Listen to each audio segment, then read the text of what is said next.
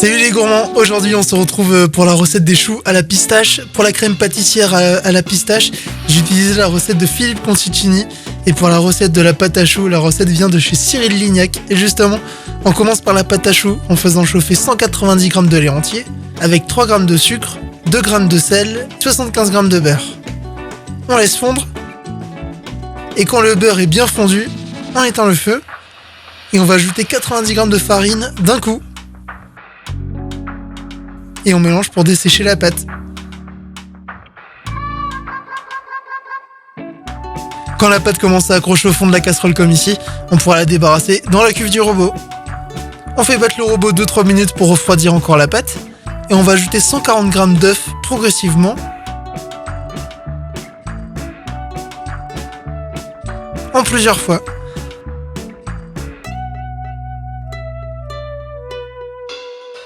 Et notre pâte sera bonne quand elle formera un ruban comme ici. On place notre pâte dans une poche à douille. Et sur un cile-pâte, on va venir pocher nos choux, bien espacés, car ils vont gonfler pendant la cuisson.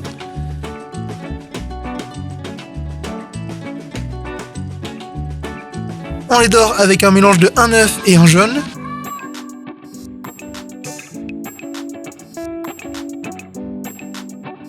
On ajoute des pistaches concassées et on enfonce pour 30 minutes à 175 degrés.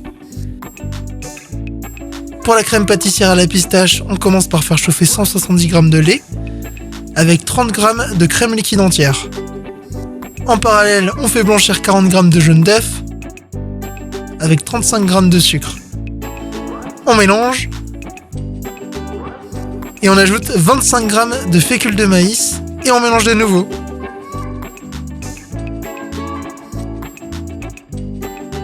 On détend ensuite notre préparation en versant en 2 fois notre mélange de lait et de crème. On mélange bien.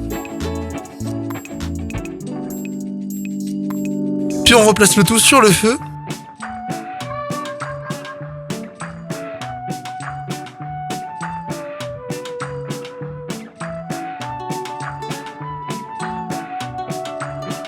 Et on fait cuire notre crème jusqu'à ce qu'elle forme des bulles comme ici.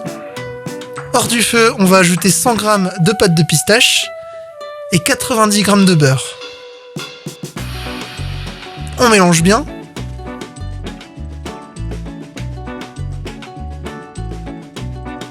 Puis on place pour minimum 1 heure au frais. On récupère nos choux et on va les perforer en dessous avec une douille crantée. Puis on récupère notre crème pâtissière qu'on aura placée dans une poche à douille et on va garnir nos choux avec cette crème. On remplit bien. Et voilà, nos choux à la pistache sont prêts. Régalez-vous bien. On coupe en deux et regardez cette gourmandise. Vous êtes obligés de tester maintenant.